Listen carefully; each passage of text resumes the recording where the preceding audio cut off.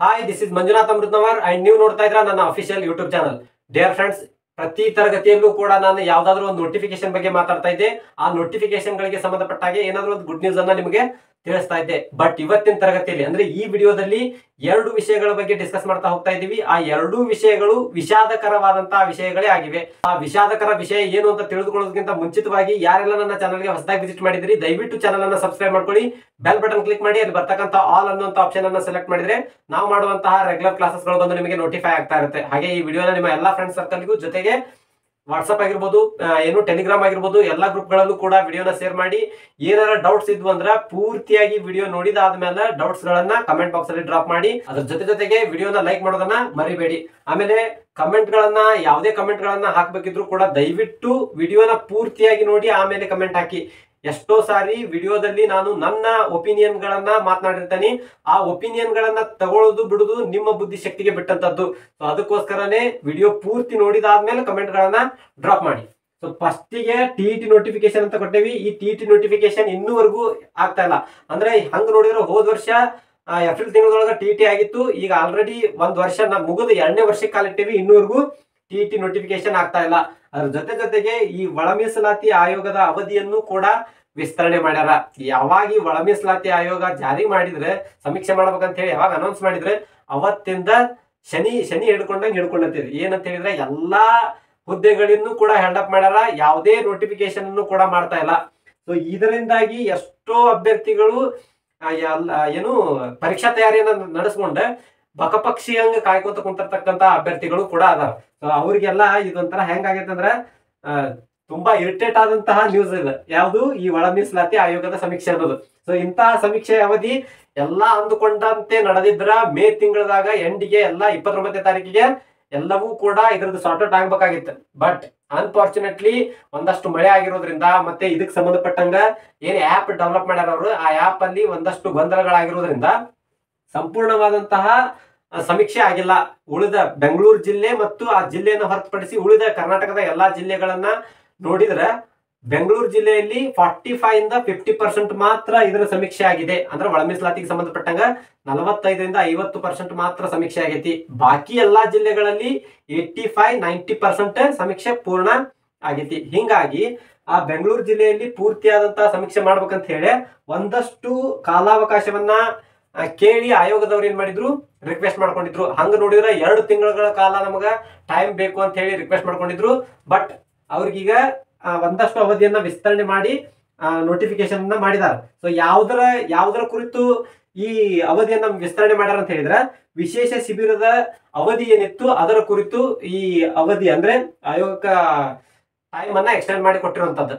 ಇಷ್ಟು ದಿನ ಹೆಂಗ್ ಮಾಡಿದ್ರು, ಮನೆಗೆ ಹೋಗಿ ಸಮೀಕ್ಷೆಯನ್ನ ಮಾಡಿದ್ರು. ಸಮೀಕ್ಷೆ ಮಾಡಿದಾದ್ಮೇಲೆ ಶಿಬಿರದಲ್ಲಿ ಒಂದಷ್ಟು ಸಮೀಕ್ಷೆಯನ್ನ ಕೈಗೊಳ್ಳುವಂತಹ ಒಂದು ಏನಿತ್ತು ಕಾರ್ಯಕ್ರಮ ಇತ್ತು. ಸೊ ಆ ಕಾರ್ಯಕ್ರಮದ ಅವಧಿಯನ್ನ ಏನ್ ಮಾಡ್ಯಾರ, 2ನೇ ತಾರೀಕು 6ನೇ ತಿಂಗಳ 2025ರಿಂದ 8ನೇ ತಾರೀಕು 6ನೇ ತಿಂಗಳ 2025ರವರೆಗೂ ಕೂಡ ಅದನ್ನ ಅವಧಿ ವಿಸ್ತರಣೆ ಮಾಡ್ಯಾರ. ವಿಶೇಷ ಶಿಬಿರಕ್ಕೆ ಹೋಗಿ ಅವರ ಬಂದ್ ಏನ್ ಮಾಡ್ಬೇಕು, ತಮ್ಮ ಎಲ್ಲಾ ಮಾಹಿತಿಯನ್ನ ಕೊಟ್ಟು ಈ ಅವಧಿ ಒಳಗ 2ನೇ ತಾರೀಕಿಂದ 8ನೇ ತಾರೀಕಿನೊಳಗ ಎಲ್ಲಾ ಸಾರ್ಟ್ ಔಟ್ ಅನ್ನ ಮಾಡ್ಕೋಬೇಕು. ಅದ್ರ ಜೊತೆಗೆ ಆನ್ಲೈನ್ ಮೂಲಕ ಸ್ವಯಂ ಘೋಷಣೆ ಒಂದು ಇತ್ತು. ಸೊ ಇದು ವಿಶೇಷ ಶಿಬಿರ ಮತ್ತು ಈ ಆನ್ಲೈನ್ ಸ್ವಯಂ ಘೋಷಣೆ ಮೇ ತಿಂಗಳ 29ನೇ ತಾರೀಕಿಗೆ ಎಲ್ಲಾ ಮುಗಿಬೇಕಾಗಿತ್ತು. ಬಟ್ ಇದ್ರದ್ದು ಅವಧಿ ಏನಾಗೈತಿ, ಈಗ ವಿಸ್ತರಣೆ ಆಗೈತಿ. ಸೊ ಆನ್ಲೈನ್ ಮೂಲಕ ಸ್ವಯಂ ಘೋಷಣೆ ಮಾಡಾಕ 8ನೇ ತಾರೀಕು 6ನೇ ತಿಂಗಳ 2025ರವರೆಗೂ ಕೂಡ ಇದನ್ನು ವಿಸ್ತರಿಸಿ ಕೊಟ್ಟಿರೋದ್ರಿಂದ ಈ ವಿಶೇಷ ಶಿಬಿರ ಮತ್ತು ಆನ್ಲೈನ್ ಮೂಲಕ ಸ್ವಯಂ ಘೋಷಣೆಯ ಅವಧಿ ವಿಸ್ತರಣೆ ಆಗೈತಿ. ಬಟ್ ಮನೆಗೆ ಹೋಗುವಂತದ್ದು ಅವಶ್ಯಕತೆ ಈಗ ಇಲ್ಲ. ಬರೀ ಶಿಬಿರದಲ್ಲಿ ಮತ್ತು ಆನ್ಲೈನ್ ನಲ್ಲಿ ಸ್ವಯಂ ಘೋಷಣೆ ಮಾಡ್ಕೊಂಡ್ರೆ ಮುಗಿತು. 8ನೇ ತಾರೀಕು 6ನೇ ತಿಂಗಳ 2025ರವರೆಗೆ ಇದನ್ನ ಈಗ ನೋಟಿಫಿಕೇಶನ್ ಮಾಡ್ಯಾರ. ನನ್ನ ಒಪಿನಿಯನ್ ಹೇಳೋದಾದ್ರ ಇದು ಇಷ್ಟಕ್ಕ ಮುಗಿಯುವಂತದ್ದಲ್ಲ. ಇನ್ನೂ ಹೆಚ್ಚು ಕಡಿಮೆ 1 ರಿಂದ 2 ತಿಂಗಳ ಇದಕ್ಕ ಟೈಮ್ ತಗೊಂತಾರ ಅವರು. ಇದೆಲ್ಲ ಈಗ 8ನೇ ತಾರೀಕಿಗೆ ಮುಗಿಸಿದ್ರಂದ್ರು ಕೂಡ ಹಂಗ ಮರನೇ ದಿನ ಪಟ ನೋಟಿಫಿಕೇಶನ್ ಹಾಕತನ್ರಿ ಅಂತ ಕೇಳಿದ್ರೆ ಸಾಧ್ಯನೇ ಇಲ್ಲ. ಇದನ್ನ ಮತ್ತ ಅವ್ರು ಅಷ್ಟನ್ನು, ಯಾಕಂದ್ರ SC ಕಾಸ್ಟ್ ಒಳಗ 101 ಉಪಪಂಗಡಗಳದಾವ. ಅಂದ್ರೆ ಉಪಜಾತಿಗಳು 101 ಉಪಜಾತಿಗಳು ಇರೋದ್ರಿಂದ ಆ ಎಲ್ಲಾ ಉಪಜಾತಿಗಳಿಗೂ ಕೂಡ ಎಷ್ಟೆಷ್ಟು ಪ್ರಮಾಣದಲ್ಲಿ ಹುದ್ದೆಗಳನ್ನ ಮೀಸಲಿಡಬೇಕು, ಎಷ್ಟೆಷ್ಟು ಪ್ರಮಾಣ ಯಾರ್ಯಾರಿಗೆ ಎಷ್ಟೆಷ್ಟು ಪ್ರಮಾಣ ಅವಕಾಶವನ್ನ ಕೊಡಬೇಕು, ಇದೆಲ್ಲ ಕ್ಯಾಲ್ಕುಲೇಟ್ ಮಾಡ್ಬೇಕ್ರಿ. ಸೊ ಹಿಂಗಾಗಿ ಅಷ್ಟು ಸಲೀಸಾದಂತಹ ಕಾರ್ಯ ಆಗಿರುವುದಿಲ್ಲ. ಅದಕ್ಕೋಸ್ಕರನ 1 ರಿಂದ ಇನ್ನೂ 2 ತಿಂಗಳ ಇದರ ಅವಧಿ ವಿಸ್ತರಣೆ ಆಗುವಂತಹ ಸಾಧ್ಯತೆ ಐತಿ. ಇದು ನನ್ನ ಒಪಿನಿಯನ್. ಇದನ್ನ ನೀವು ಹೆಂಗ್ ತಗೊಂತೀರಿ ಅದು ನಿಮಗೆ ಬಿಟ್ಟಿದ್ದು. ಸೊ ಇದಷ್ಟು ಒಳ ಮೀಸಲಾತಿ ಆಯೋಗಕ್ಕೆ ಸಂಬಂಧಪಟ್ಟಂಗ ಆದ್ರ ಇನ್ನ ಟಿ ನೋಟಿಫಿಕೇಶನ್ ಆಗಿಲ್ಲ. ಯಾಕಂತ ಕೇಳಿದ್ರ ಈ ಟಿ ನೋಟಿಫಿಕೇಶನ್ ಮತ್ತೆ ಈ ಒಳ ಮೀಸಲಾತಿಗೆ ಯಾವುದೇ ರೀತಿಯಾದಂತ ಸಂಬಂಧ ಇಲ್ಲ. ನಾ ಪ್ರತಿ ವಿಡಿಯೋದಾಗೂ ಹೇಳ್ತಾ ಬಂದಿದ್ದೇನೆ, ಈ ಒಳ ಮೀಸಲಾತಿ ಆಯೋಗ ಯಾವುದೇ ಹುದ್ದೆಗಳನ್ನ ಕಾನ್ಫರ್ಮ್ ಮಾಡಬೇಡ್ರಿ ಅಂತ ಹೇಳಿ ಹೆಲ್ಡಪ್ ಮಾಡ್ರಿ ಅಂತ ಹೇಳ್ತತಿ. ಬಟ್ ಈ ಟಿ ನೋಟಿಫಿಕೇಶನ್ ಮಾಡಕ್ ಅವ್ರಿಗೆ ಯಾವ್ದು ತೊಂದರೆನೇ ಇಲ್ಲ. ಯಾಕಂದ್ರೆ ಈ ಟಿ ಯಾವುದೇ ರೀತಿಯಾದಂತಹ ಹುದ್ದೆ ಅಲ್ಲ, ಇದು ಒಂದು ಅರ್ಹತಾ ಪರೀಕ್ಷೆ ಆಗಿರೋದ್ರಿಂದ ಇದನ್ನ ಅವ್ರು ಯಾವಾಗ ಬೇಕಾದ್ರೂ ಕಾಲ್ ಮಾಡಬಹುದಾಗಿತ್ತು. ಬಟ್ ಇನ್ನೂವರೆಗೂ 1 ವರ್ಷ ಮುಗಿದು 2ನೇ ವರ್ಷಕ್ಕೆ ಕಾಲಿಟ್ಟೇವೆ ನಾವು, ಇನ್ನೂವರೆಗೂ ಯಾವುದೇ ಟಿ ನೋಟಿಫಿಕೇಶನ್ ಮಾಡಿಲ್ಲ. ಈ ವರ್ಷ ಟಿ ಆನ್ಲೈನ್ ನಡೀತೈತಿ ಅಂತ ಬರೀ ಹೇಳಾಕತ್ತಾರ. ಎಷ್ಟು ಸಾರಿನೂ ಯಾವುದು ಕೇಂದ್ರೀಯ ದಾಖಲಾತಿ ಘಟಕಕ್ಕೆ ಕಾಲ್ ಮಾಡಿ ಕೇಳಿದ್ರು, ನಾವು ಇದಕ್ಕೆ ಸಂಬಂಧಪಟ್ಟಂಗ ಮ್ಯಾಲ್ ಕಳ್ಸೇವ್ರಿ, ಅವ್ರು ನಮಗೆ ಏನ್ ಅಪ್ಡೇಟ್ ಕೊಡ್ತಾರ ಅದನ್ನ ಕೊಟ್ರಂದ್ರ ನಿಮಗೆ ನಾವು ವೆಬ್ಸೈಟ್ ಅಲ್ಲಿ ತಿಳಿಸ್ತೇವೆ ಅಂತ ಹೇಳಿ ಹೇಳ್ತಾ ಇದಾರೆ. ಬರೀ ಎಷ್ಟು ಸಲ ಕೇಳಿದ್ರು ಮ್ಯಾಲ್ ಕಳ್ಸೇವ್ರಿ ಅಂತಾರ. ಅದೆಲ್ಲಿ ಮ್ಯಾಲ್ ಕಳ್ಸ್ಯಾರೋ ಗೊತ್ತಿಲ್ಲ, ಏನು ಪರಮಾತ್ಮನ ಅಂತ ಕಳ್ಸ್ಯಾರೋ ಏನೋ ಅದು ಗೊತ್ತಿಲ್ಲ. ಅವ್ರಿಗೆ ಆ ಪರಮಾತ್ಮ ಯಾಕೆ ಇನ್ನೂ ಅದನ್ನ ರಿಟರ್ನ್ ಇವ್ರಿಗೆ ಇನ್ಸ್ಟ್ರಕ್ಷನ್ ಕೊಡ್ತಾ ಇಲ್ಲೋ ಅದು ಗೊತ್ತಿಲ್ಲ. ಯಾವಾಗ ಆ ಪರಮಾತ್ಮ ಇನ್ಸ್ಟ್ರಕ್ಷನ್ ಕೊಡ್ತಾನ ಅವಾಗ ಇವ್ರು ನೋಟಿಫಿಕೇಶನ್ ಮಾಡೋರಂತ. ಹಿಂಗಾಗಿ ಇದಕ್ಕೆ ಸಂಬಂಧಪಟ್ಟಂಗೆ ನೋಡಿದ್ರೆ ಇದು 1 ತಿಂಗಳ 1.5 ತಿಂಗಳು ಇನ್ನೂ 1 ರಿಂದ 2 ತಿಂಗಳು ಇನ್ನೂ ಕಾಲಾಗೋ ಸಾಧ್ಯತೆ ಇದು ಕೂಡ ಇಲ್ಲ. ನನಗನ್ಸಿದ ಒಪಿನಿಯನ್ ಹೇಳೋದಾದ್ರೆ ಯಾಕೆ ಇದನ್ನ ಇಷ್ಟು ಡಿಲೇ ಮಾಡಕತ್ತಾರ ಅಂತಂದ್ರೆ ಆನ್ಲೈನ್ ಮಾಡ್ಬೇಕಂತ ಹೇಳಿ ಡಿಸೈಡ್ ಮಾಡ್ಯಾರ. ಇನ್ನು ಆನ್ಲೈನ್ ಮಾಡ್ಬೇಕಾದಂತ ಅನಿವಾರ್ಯತೆ ಬಂದಿರೋದ್ರಿಂದ ಅದಕ್ಕೆ ಸಂಬಂಧಪಟ್ಟಂಗ ಸಾಫ್ಟ್ವೇರ್ ಅನ್ನು ಕೂಡ ಅವರು ಡೆವಲಪ್ ಮಾಡ್ಬೇಕು.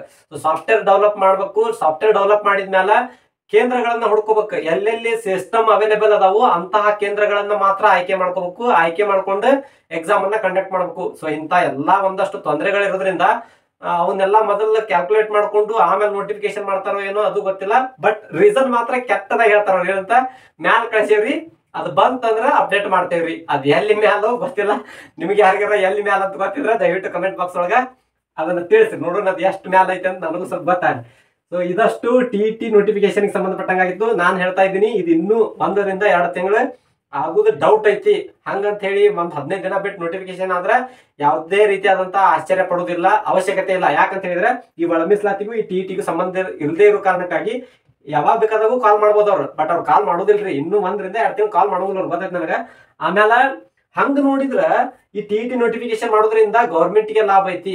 ಎಷ್ಟೋ ಅಭ್ಯರ್ಥಿಗಳು B.Ed D.Ed ಅನ್ನ ಮುಗಿಸಿ ಫ್ರೆಶ್ ಆಗಿ ಹೊರಗೆ ಬಂದಂತ ಅಭ್ಯರ್ಥಿಗಳದಾರ. ಲಕ್ಷಾಂತರ ಗಟ್ಟಲೆ ಅಭ್ಯರ್ಥಿಗಳು ಟಿಯನ್ನು ಬರಿಬೇಕು ಅಂತ ಹೇಳಿ ಕಾಯ್ತಾ ಇದಾರ. ಹಂಗ ನೋಟಿಫಿಕೇಶನ್ ಮಾಡಿದ್ರಂದ್ರ ಎಲ್ಲರೂ ಅಪ್ಲಿಕೇಶನ್ ಹಾಕಿದ್ರಂದ್ರ ಹೆವಿ ಅಮೌಂಟ್ ಸರ್ಕಾರಕ್ಕೆ ಹೋಗುವಂತ ಸಾಧ್ಯತೆ ಐತಿ.